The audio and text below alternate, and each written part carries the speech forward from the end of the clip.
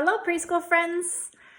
Do you remember what was on Sunday? Did any of you watch church on your computer or learn what special thing happened on Sunday? It was Palm Sunday when they had the palm branches and were saying, Hosanna, Hosanna. Well, today we're going to go through our resurrection eggs again because we have another big day this week, Sunday. So, the first one, you remember what was in the first one? This happened on Palm Sunday.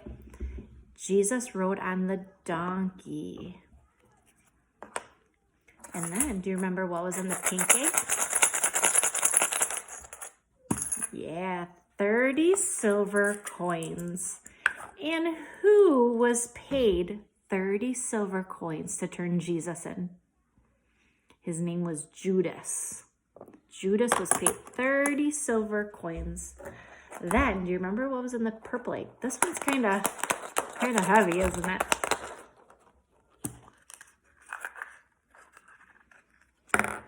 This one is the cup that they celebrated the Last Supper. And do you remember what they said it symbolized for? It symbolized Jesus' blood. But did they really drink Jesus' blood? No, it was just wine, or like now sometimes we have grape juice, and it's a symbol of when Jesus died on the cross for us. Now let's see, what was in the orange one?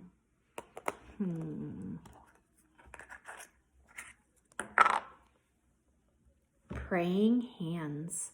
And who prayed? Jesus prayed. Why did Jesus pray?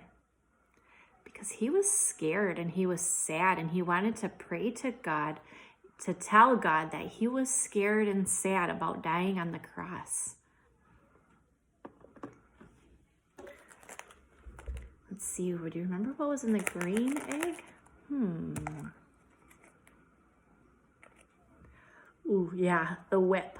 And the whip they used on Jesus and it hurt. Just like they use whips on animals, they used it on Jesus. No wonder he was praying because he knew that this was not going to be a nice experience for him. And he knew that it was going to hurt. What was in the yellow egg? Oh, the rooster.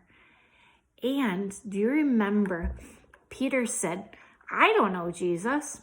I don't know Jesus. I don't know Jesus, even though they were friends. And the rooster crowed 2 times, cock-a-doodle-doo, cock-a-doodle-doo. And then Peter remembered that he said, I don't know Jesus. He denied him 3 times, even though they were friends. And that made Jesus' heart very sad. Let's see which one's next.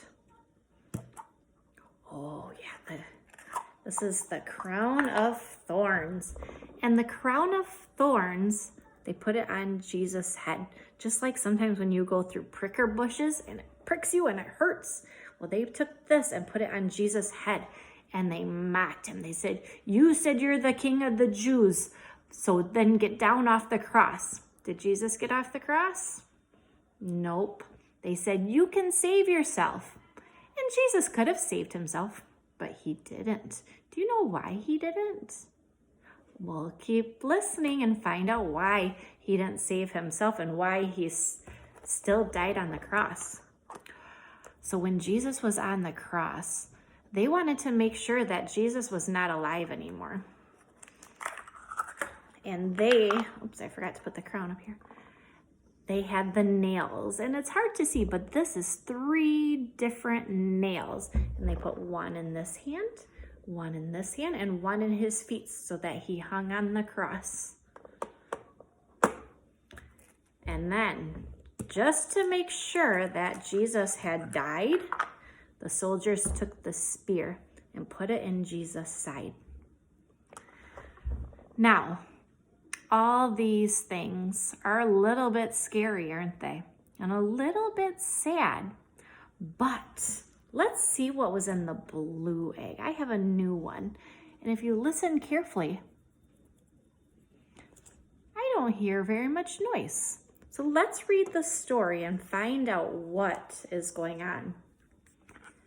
When it was evening, there came a rich man from Arimathea named Joseph, who was also a disciple of Jesus. He went to Pilate and asked for the body of Jesus. Then Pilate ordered it to be given to him. And Joseph took the body and wrapped it in a clean linen shroud and laid it on his own tomb, which he had cut in the rock. And he rolled a great stone to the entrance of the tomb and went away. If you were in a cave and a big, huge rock was in front of it, do you think you'd be able to get out? No. Or do you think Jesus, remember, the soldiers put the spear in his side, and so they made sure Jesus was not alive anymore. And they put him in the tomb and put the stone in front of it. So let's see what's inside our blue egg today.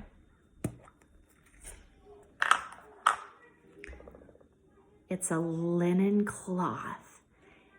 This one isn't as scary as the spear and the crown of thorns and the nails. It's a linen cloth. And what they did is when somebody died, they would take the linen cloth and they would wrap them in it. Let's keep reading the story. After Jesus died, a man named Joseph asked if he could bury him.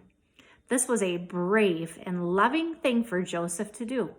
Remember that the men who killed Jesus, they didn't believe he was the Son of God. But Joseph did believe, and he wanted Jesus to have a proper burial. Joseph knew that this might get him in trouble with the soldiers, but he was brave and asked for permission anyway. So Joseph wrapped the body of Jesus in a cloth and buried him in a tomb cut out of a rock, like a shallow cave. Joseph then went away sad because Jesus was dead, and he was sad because Jesus was a very important person. And he wondered what would happen next.